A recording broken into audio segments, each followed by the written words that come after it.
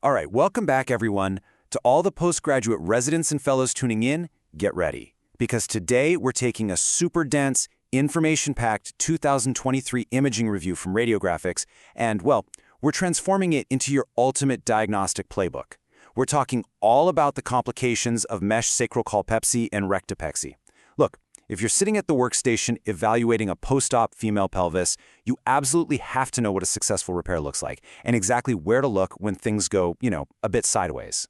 So here is our roadmap for this explainer. 1. Pelvic prolapse surgical fixes. 2. Normal mesh on imaging. 3. CT versus MRI modalities. 4. Acute post-operative complications. And finally, 5. Chronic complications and infections. Jumping right into part 1, pelvic prolapse surgical fixes.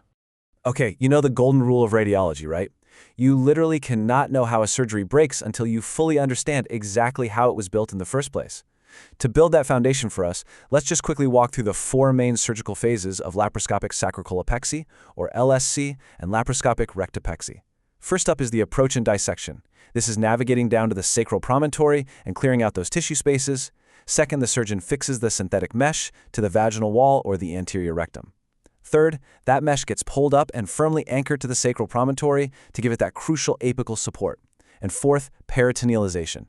This is where the surgeon actually closes the peritoneum over the mesh to keep it completely out of the abdominal cavity. Okay, let's actually dive into this and map those exact steps right onto the anatomy. You can see the red text and lines highlighting the dissection planes here, like the rectovaginal and vesicovaginal spaces. The blue text, that shows exactly where the mesh is sutured.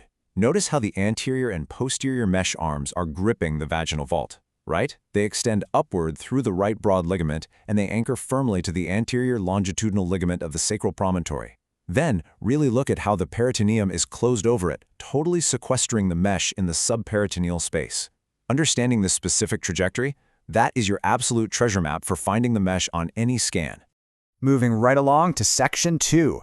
Normal mesh on imaging. Now that we know how this thing is built, we really need to train your eyes to recognize the pristine, perfect baseline of a successful procedure. You have to know normal before you can spot the chaos of a complication, right? To do that, there's a vital mnemonic anchor you just need to memorize. When you're looking at a normal sacrocolpopexy, you are always, and I mean always, hunting for 2 things: the inverted Y shape and the rightward curve. Because that mesh is threaded through an incision in the right broad ligament to stay subperitoneal, it just naturally sweeps over to the right side of the pelvis. Picture this. You're scrolling through a pelvic MRI on a crazy busy night shift. This beautifully curved inverted Y is exactly what you're hoping to see. You'll notice the mesh appears as this distinctly low signal intensity band. It's that dark, sweeping line curving so elegantly toward the right, going from the promontory all the way down to the vaginal vault. And that low signal, that's just due to the synthetic material itself, usually polypropylene, combined with some totally normal postoperative fibrosis. See it, recognize it, and you can confidently know that this patient's repair is structurally sound. All right, part 3, CT versus MRI modalities. So, when a patient actually shows up in the ER or your clinic with suspected complications, you definitely do not want to waste time ordering the wrong scan. The golden rules for modality selection here are super straightforward.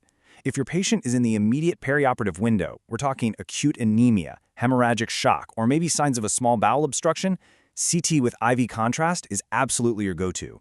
It is just unmatched for spotting active bleeding and bowel transition points. However, if that same patient presents weeks, months, or honestly even years later with chronic pain, dyspareunia, or purulent discharge, MRI is the gold standard. MRI is going to give you that exquisite soft tissue contrast you need to hunt down indolent abscesses, fistulas, and mesh extrusion. Which brings us to section 4, acute post-operative complications.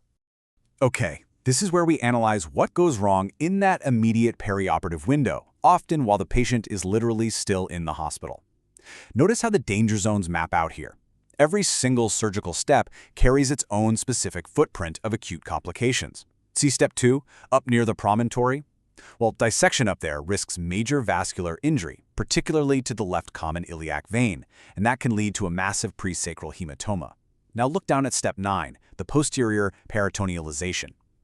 Closing the peritoneal over the mesh can actually inadvertently catch or kink the right ureter, especially if the surgeon is using those self-retaining barb sutures. So if your patient has right flank pain on post-op day 2, you immediately suspect ureteral kinking right at that peritoneal closure site. The anatomy dictates the pathology every time. Finally, Section 5, Chronic Complications and Infections. These are those delayed, super complex pathologies that can honestly trick even the most seasoned, fellowship-trained radiologists. But first, let's explicitly clear up two terms that get thrown around interchangeably all the time, but are actually very distinct entities. This is a classic board exam distinction you absolutely must get right. Okay, so exposure means the mesh is visible through a defect in the mucosa, right? But it hasn't actually penetrated into the organ's lumen. Extrusion, on the other hand, means the mesh has migrated completely through the wall and is actively protruding into the hollow lumen of the vagina, rectum, or bladder. Now just look at the stark absolute difference between a smooth subperitoneal repair and a totally chaotic mesh extrusion. You can clearly see a thickened, dark mesh band completely invading the anterior rectal wall. And here's a massive pro tip for your rotations. If you suspect extrusion into the vagina or rectum on an MRI, literally ask for ultrasound gel to be instilled right into the lumen.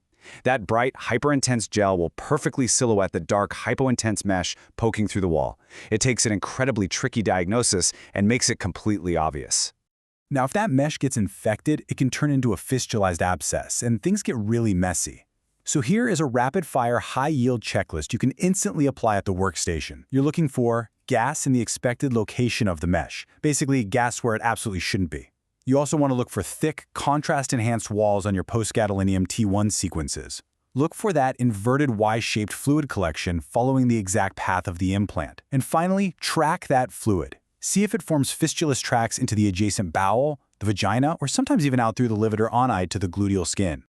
Before we wrap, I want to hit you with a totally fascinating, honestly slightly terrifying fact.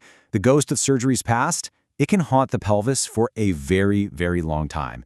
What we're seeing here is a massive fistulized mesh abscess extending all the way into the right istiorectal fossa. This patient actually presented with a buttock abscess and purulent discharge.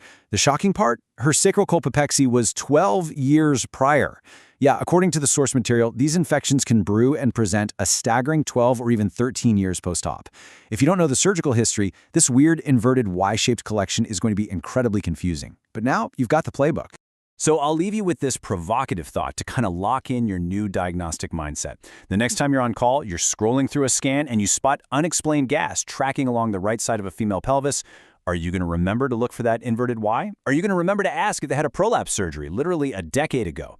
Keep this playbook in mind, always trust your anatomy, and I promise you, you'll catch what others miss. Thanks so much for joining me on this explainer, and happy diagnosing.